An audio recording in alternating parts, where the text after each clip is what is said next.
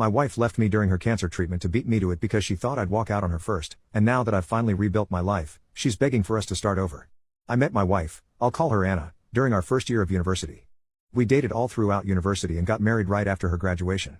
Things were happy for about a while until Anna discovered a lump in her right breast.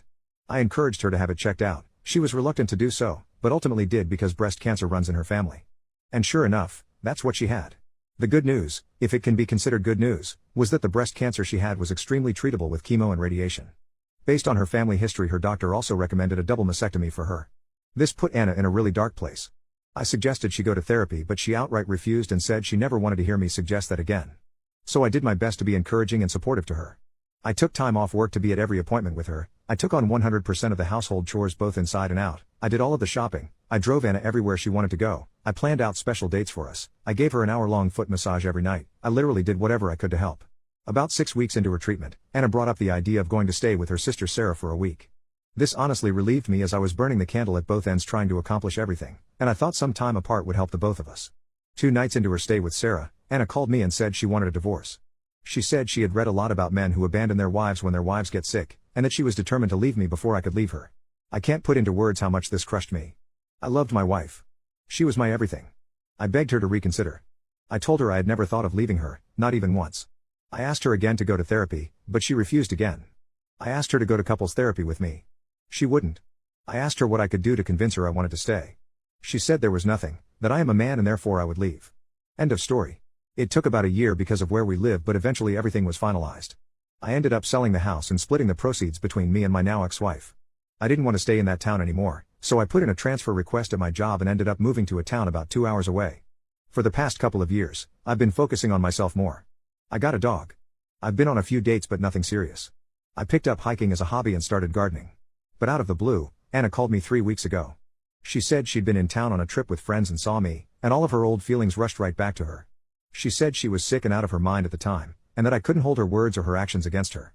She said she still loved me, that she always had, and that she regretted leaving me. She begged me to give her another chance.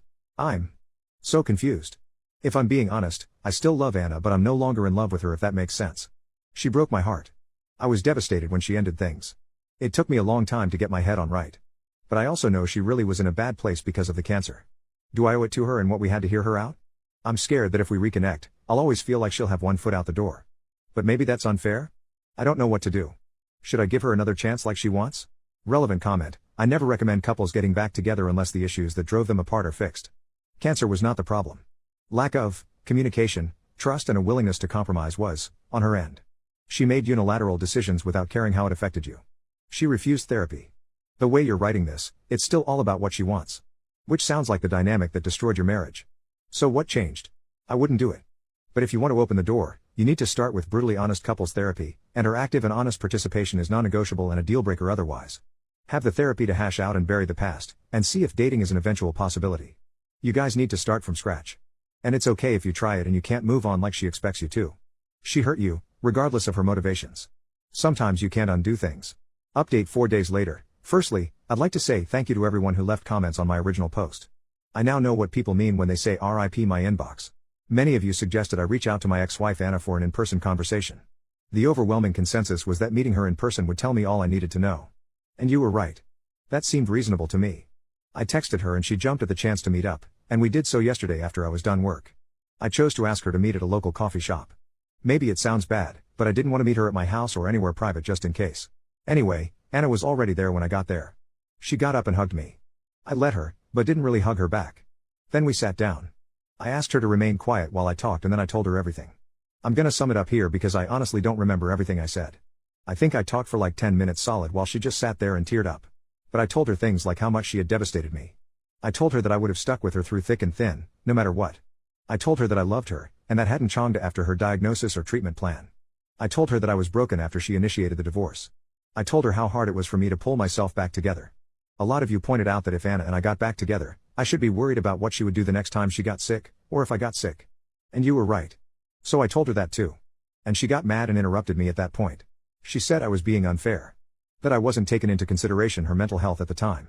She said she wasn't thinking straight, but that now she was. I took the chance to ask her if she'd been to therapy. She told me she hadn't, and that she had no plans to, and that she didn't need it. I have to admit, that crushed me a little. So I asked her why. Just. Why? It's the one question I've really wrestled with over the months.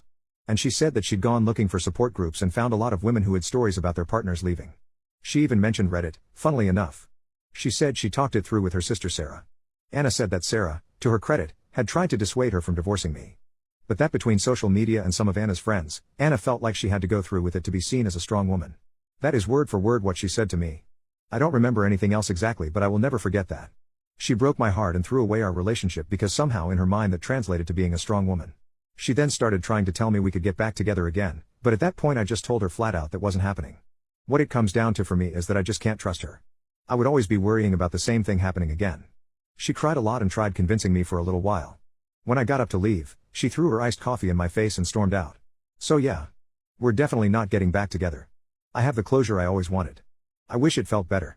I've been dwelling on it for the past day and a half.